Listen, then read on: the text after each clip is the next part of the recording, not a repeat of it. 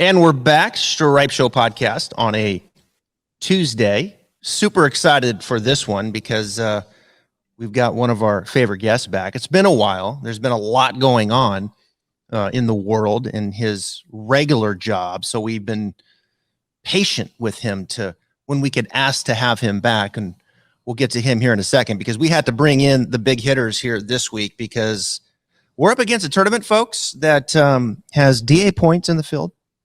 It has Grayson Murray in the field. Oh, dare I say, Mark Hensby is in the field. And Richard S. Johnson. They call it the Mexico Open at Vedante. It's a new course just to completely throw everything up in the air. So we had to bring him back. Skylar Hook, thank you so much. How you doing, buddy? Travis, it's great to see you. I really appreciate being back. You're one of my favorite listens every week. Your show just goes beyond what the normal DFS industry does. We were talking pre-show, and it's just great to kind of get the vibe that you have and the mix with your audience. So it's glad to have me back on. Thank you. Well, we appreciate that, and ditto. I listened to your show, and respect all of the time that you put into this, and not just your mainstay PGA Tour players. I mean, you really dig deep into, your stuff with the Korn Ferry Tour, your stuff over there in the European Tour, or the DP World Tour. So this is a great week because there's a lot of names, Skylar, in this field that a lot of people never even heard of before, including myself, perhaps. I mean, it's one of those fields. Let's just put it that way. Not the best of fields.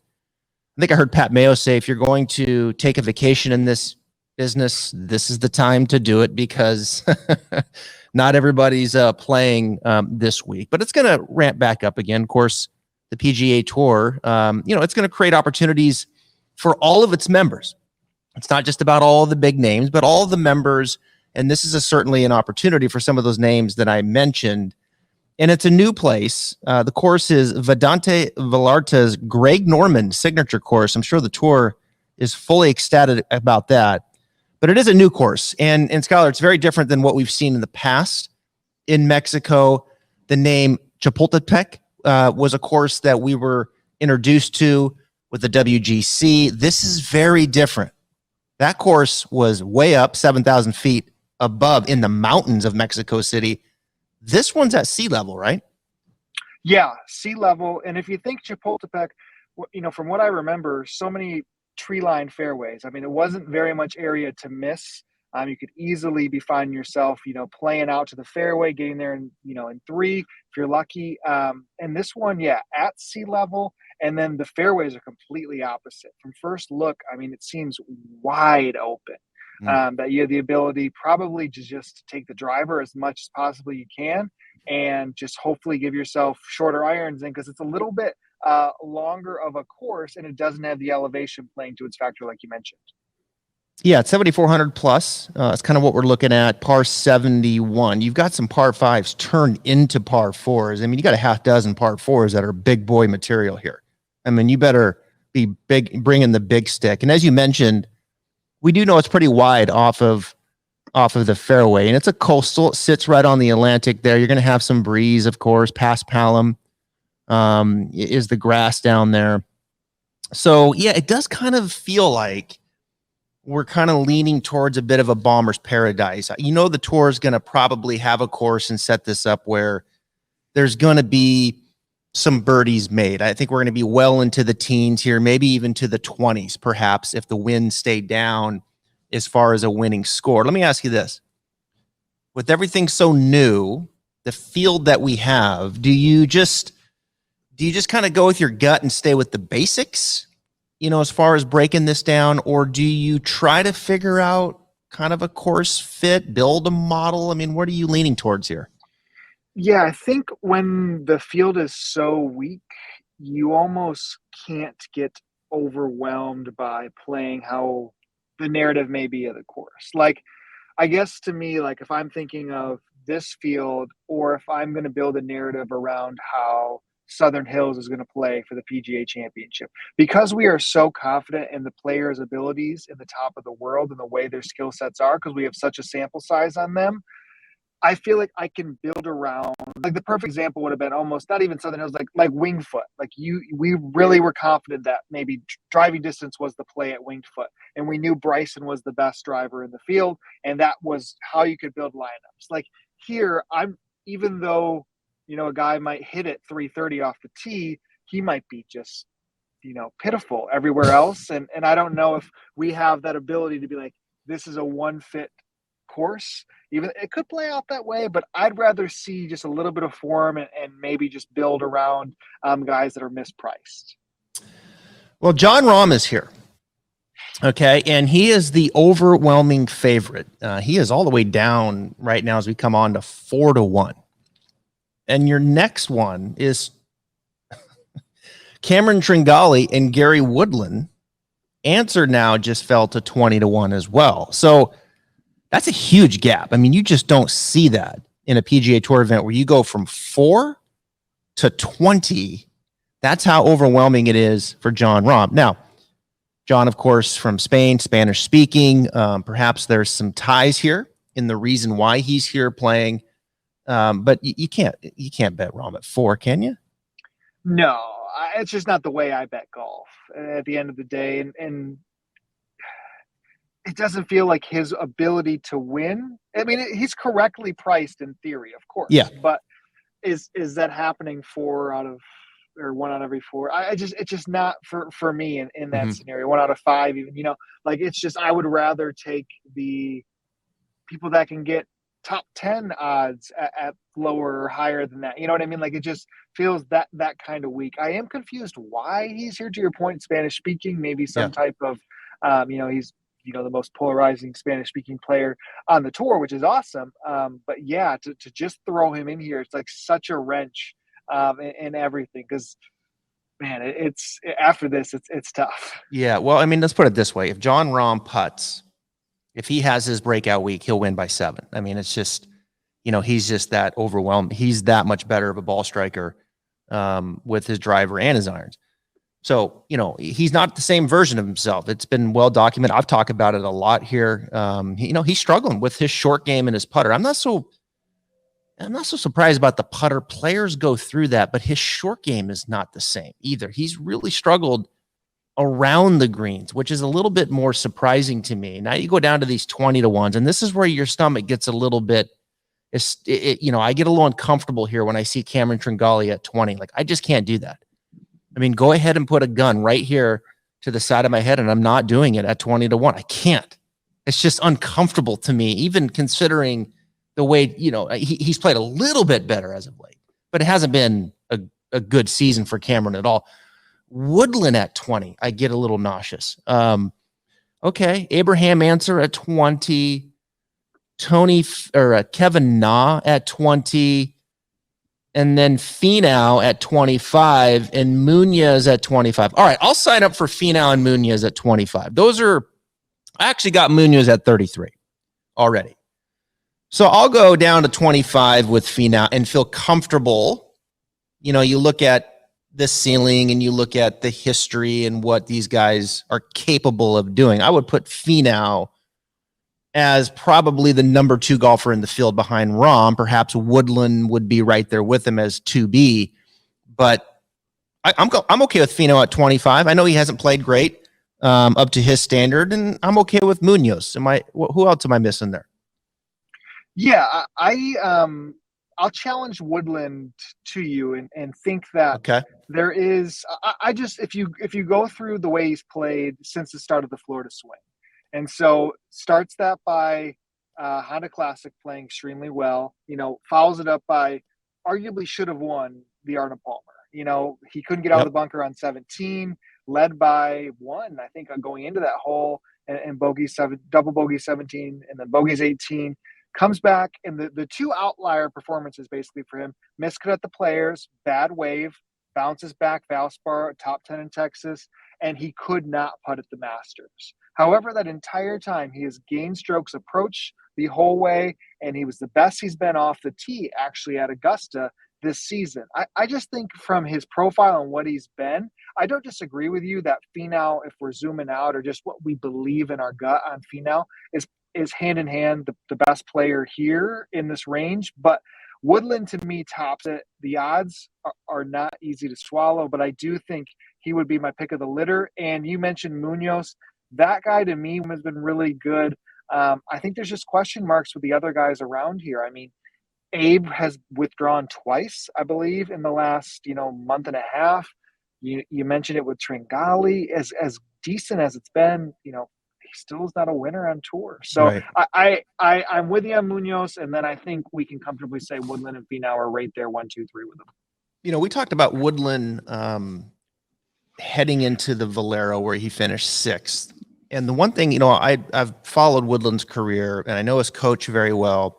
And Woodland's he's kind of a, I don't know, a hidden tinker in some ways. He always has been. It always seems like he's tinkering with this. He worked with Butch Harmon and then he left Harmon and then he kind of went back to him and now he's with Blackburn. And I saw him out at Palm Springs. I was on the range and he was really, working and this and that. And, I don't know, it just didn't look comfortable. But the one thing what happens with Woodland is when he does that, then when he does come out of it, he goes.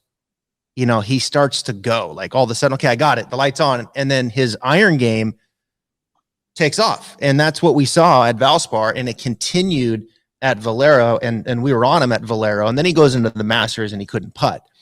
So he comes in rested.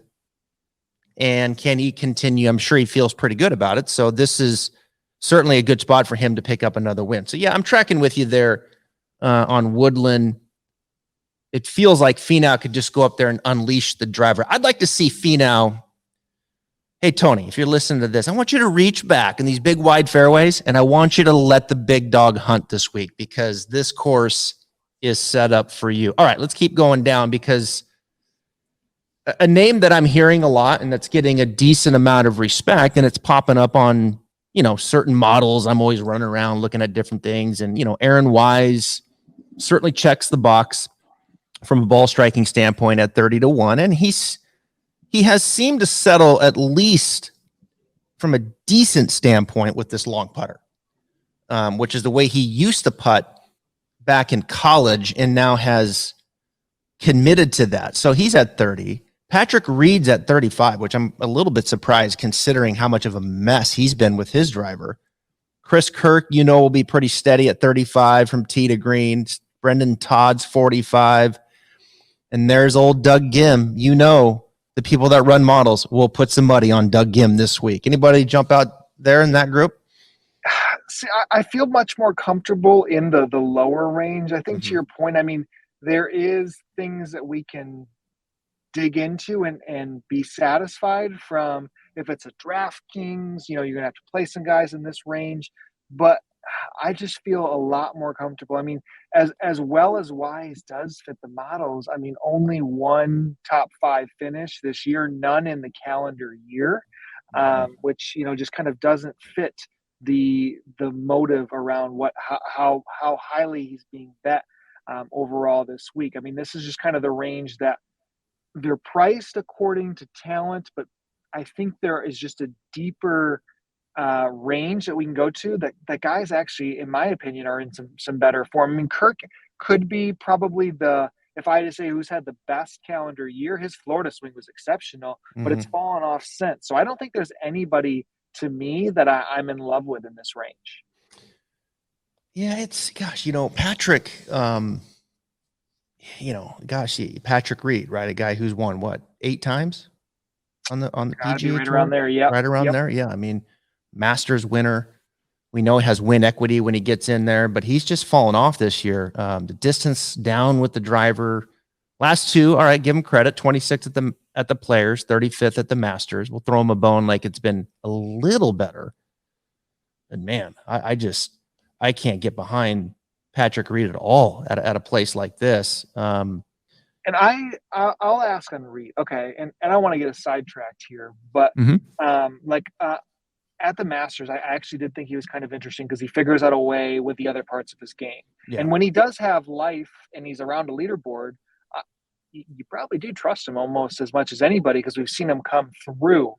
Does that game, if he continues, say he knocks off another top 20 or gets in the top 20. Because if you remember at the match play in between those two, he absolutely dominated John Rahm. I think he beat him like, 4-3 or something Mhm. strong to close out his tournament. He didn't advance out of match play, but he had some life. I think there's enough flares in there. Does he find a way at any of these venues for a major this year to get back in there? He's just got to get his driver figured out, and Yeah. he's, I think Reed tinkered a little bit with his swing, trying to get the club face more shut coming down. I think when you do that, you start shortening up and your speed goes down, then you lose distance. And, it's interesting. Sometimes technically it makes sense, but the player gets so paralyzed by it that they don't swing. They're not swinging as hard. And I think with the driver and with Patrick, there's no distance that he can be giving up. And Yep. he's just lost it with the driver. And it's leaked into his iron game, and it's putting all the pressure on his short game and the putter. Now, the one thing with Patrick all of a sudden is the hole will look like a basketball hoop, and he'll start filling it up. I mean, he'll start making everything. And when you do that, you're capable of beating anybody. I mean, he putted his face off at the players at +9 to finish 26. So how putting can skew things a little bit when you get that incredible run of putting, which Patrick's capable of. We know. I mean, he's really good around the green and on the greens. But I don't know. I feel like he's kind of fallen into that category of another player who's kind of mismanaged what they're doing technically. Ricky Fowler has fallen into that. So, I mean, you never count him out, right? Because if he is sniffing the lead, I got more confidence in Reed putting a win away than I do Xander. Yeah, I mean, and then you look at the field, of course, with here. I mean, yeah, if he's there on Sunday, Yeah, outside of Rahm, it's him. So it's just interesting. that's right. I think as people that love models and run things, we often try to find buy lows that are ball striking but not coming through with a short game, and it makes sense because that is how you need to put yourself in the opportunities. But are we discounting other players potentially that once they show life in the ball striking game and we trust the short game, can they be discounted? So we'll see. But yeah, Yeah. he's just one I was curious to pick your brain on. Yeah. I'm curious to see if he can get his driver back, because look, I mean, you can become very irrelevant in this game quickly, especially with all these young kids that can come up and hit at 307 in the air with their eyes closed. I mean, so he's got some things to figure out with that driver. So I'm a little worried about him at this point. We come down. That's a good segue now to, I mean, speaking of a little bit of win equity, I'll take you all the way down to Cameron Champ at 55. I mean, here's a guy, I mean, this course, he should be all right, licking his chops here. Like I can let the driver hunt here. But he's just Cameron Champ is just an interesting player to me. Like he finished, like he knows how to play Augusta. Like what? Like all of a sudden he knows how to play Augusta. He finishes 10th. But he can't play anywhere else. And when he does show up and he does kind of figure some things out and he catches fire, well, like he did at the 3M Open, like he tends to hang on. He wins. He knows how to put it away when things are kind of in his hands and he can feel it and the ball's going where he wants it to go. I mean, do you play Cameron Champ here?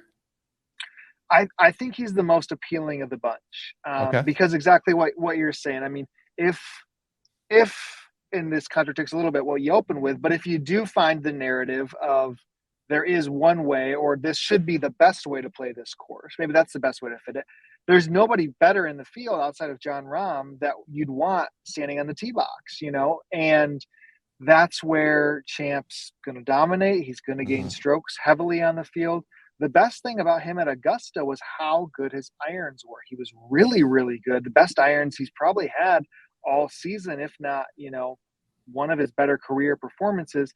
It's just weird. Like you would have expected Bryson to, like this Champ's doing what Bryson should do at Augusta if that's the way it should be done. But the way Augusta is evolving, it's not, you don't have to be the best driver distance wise. So it's Right. just, it's to your point, he's just figured it out in a way. But yeah, of guys, I mean, you versus him versus Aaron Wise or others in the mid range.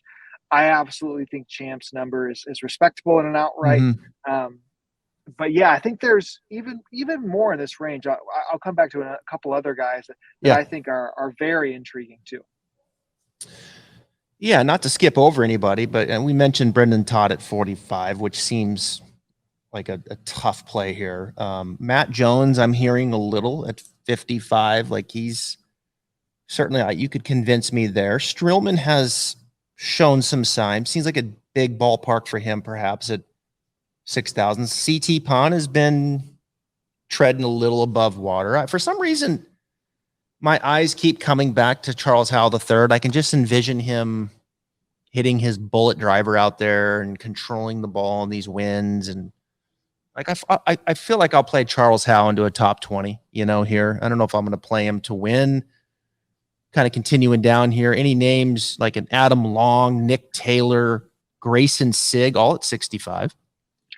I've got two in this range right here that really stick out. And you mentioned one there, Adam Long. I think Adam Okay. Long's stretch of recent form is better than people are giving credit. Now, again, this is playing somebody who I think's more priced wrong versus the potential course fit. He's not long off the tee, despite his last name, but he does have an ability to just, score it and play well. 12th at the Heritage.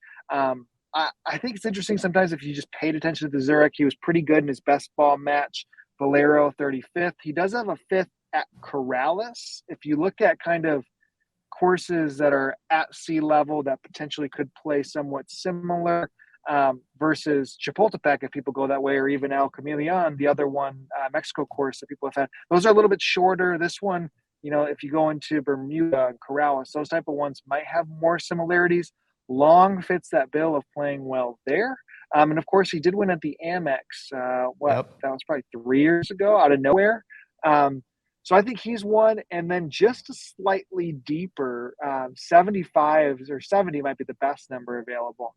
Sneaky, unbelievable form. And it's not in big PGA Tour events. It's actually happening on the Corn Ferry Tour. But Mark Hubbard has been playing so well. Mm-hmm. I mean, you look at his recent I guess Zurich was 14th, 12th, 9th. He did miss a cut at Corrales, 5th, 38th, 15th, 6th.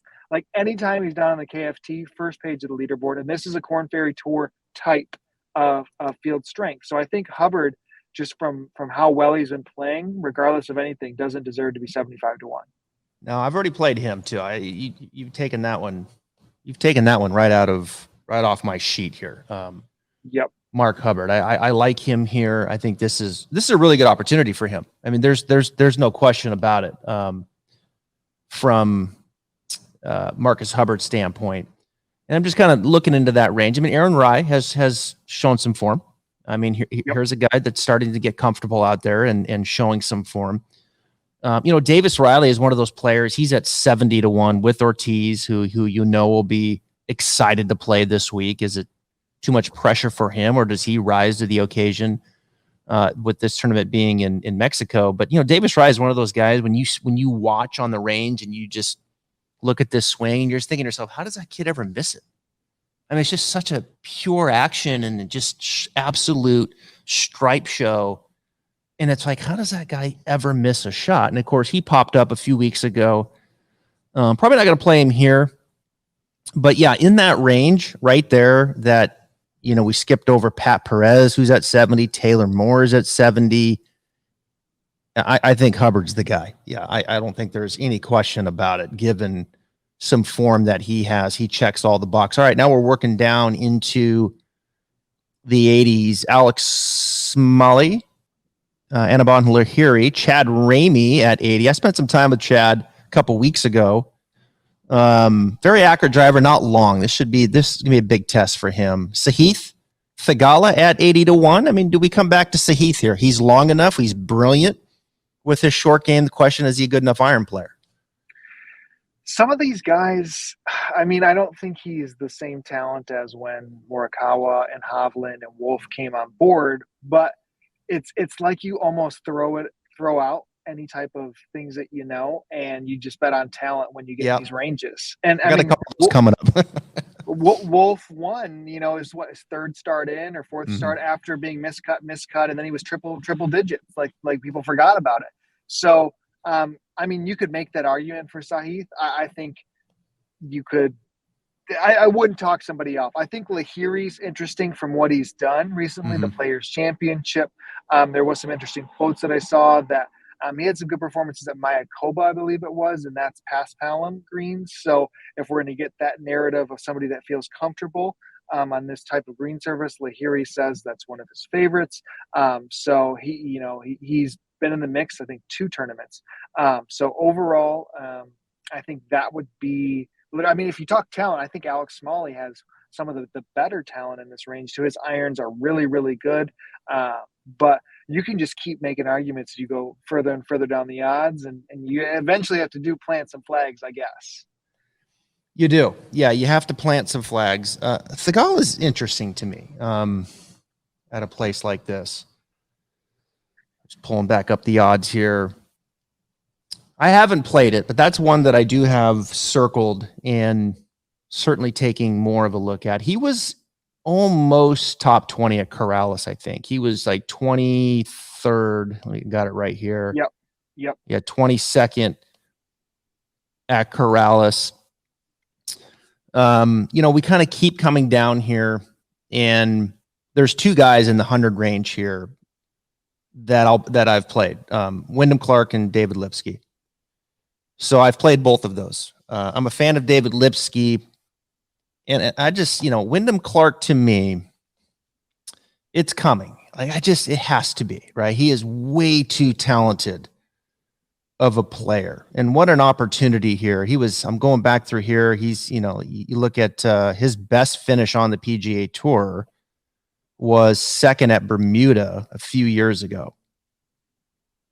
And he played pretty well at RBC. He was 35th. Didn't get the ball up and down a few times, but he's just one of those guys too that when you sit there and you watch him hit a golf ball, like it's another level of strike. And look, I think Wyndham Clark kind of is underachieved a little bit. I think he gets he can be a little bit of a hothead. But like you said, I think you said the word here, talent. As we start getting down into here, and I've played a couple off of just talent with the opportunity as such. Yes, Jon Rahm's in the field. Let's just say he doesn't win.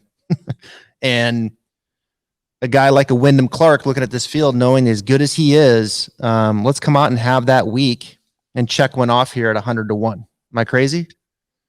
No, he's got the skill set that I would say there's only like a handful of golfers, and they're probably like winners, like who have the skill set that he does. And it's Bryson has it, and it's being an absolute bomber. You're super long, and you are one of the best putters in the field.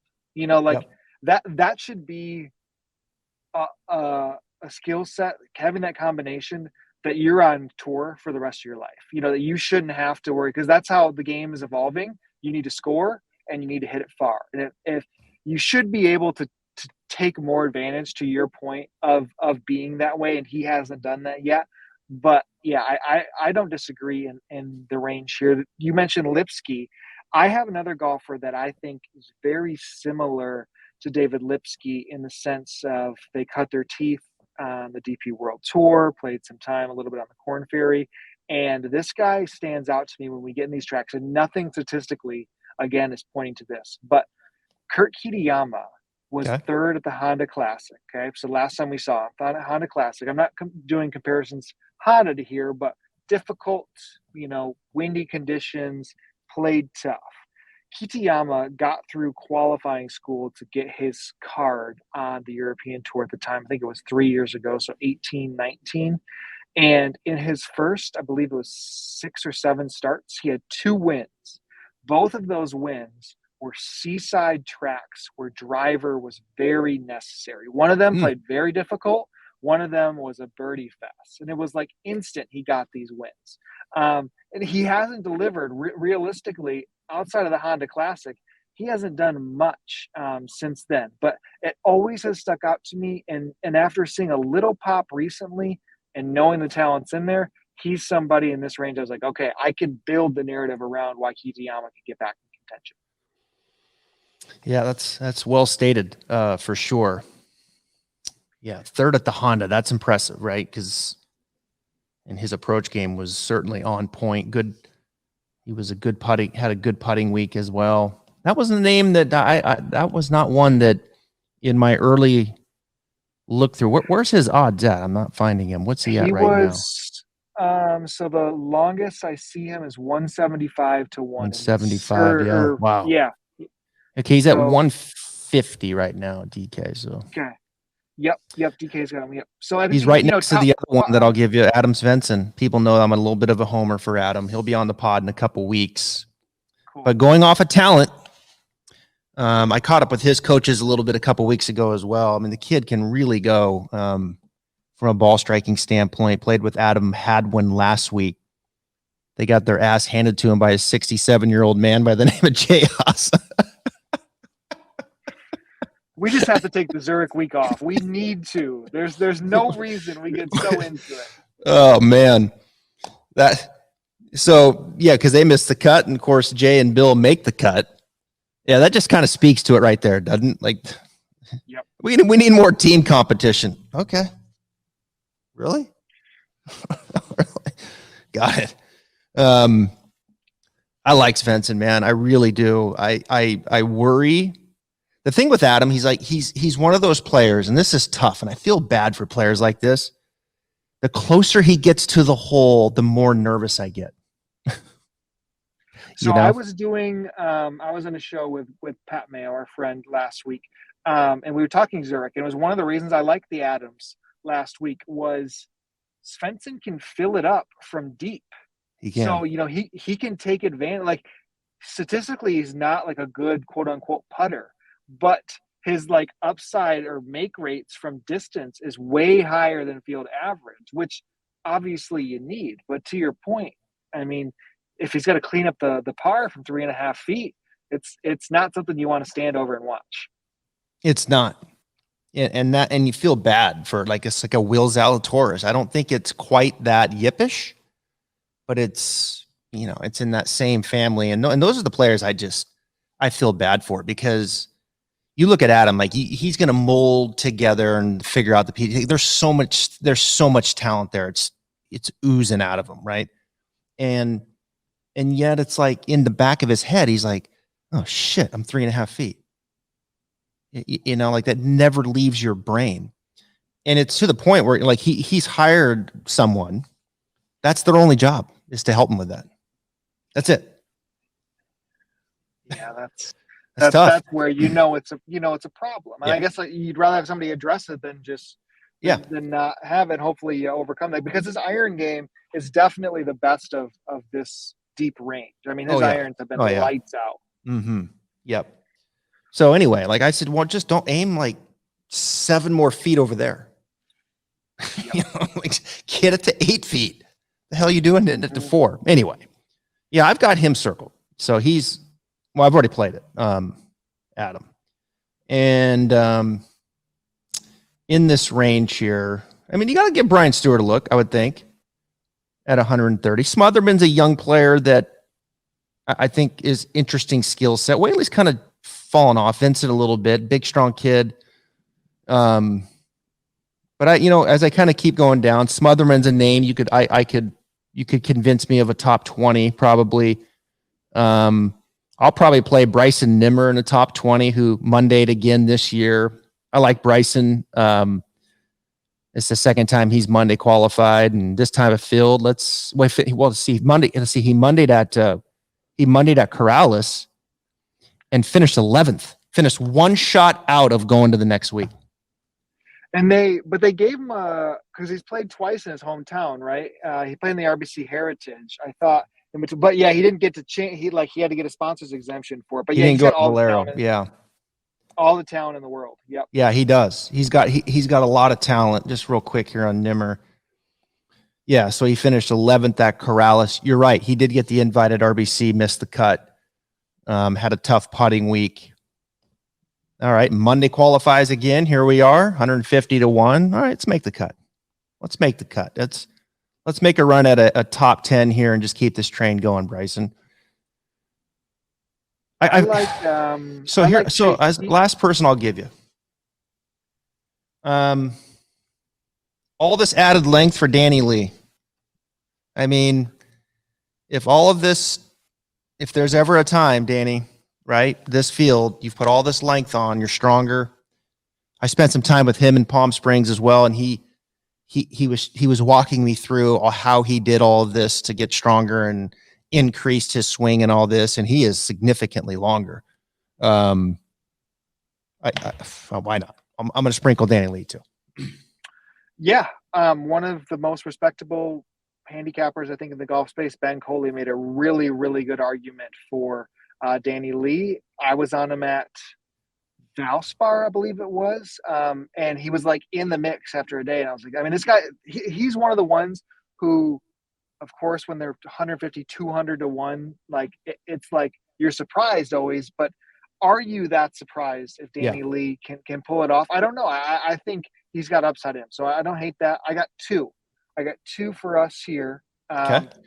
One, Chase Seifert. Yes.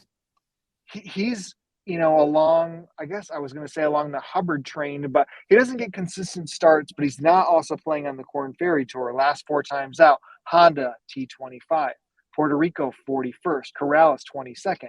Played really, really good at the Zurich. Their team finished 18th, but his singles rounds were exceptional. So I think 150 for him around some of the other guys, very strong.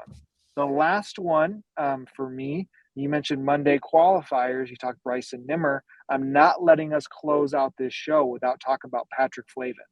I think Patrick Flavin is one of the best talents in the game that doesn't have status anywhere. Yep. He is in that in-between right now where a lot of golfers find themselves, but because he has had Mondays with made cuts and strong finishes, he is very, very close to getting enough points to get into Korn Ferry Tour finals. So if you look, his 3 finishes this year: 17th at Bermuda, 22nd at Puerto Rico, 54th at Corrales. So all 3 made cuts at the 3 type of events we kind of compared it to.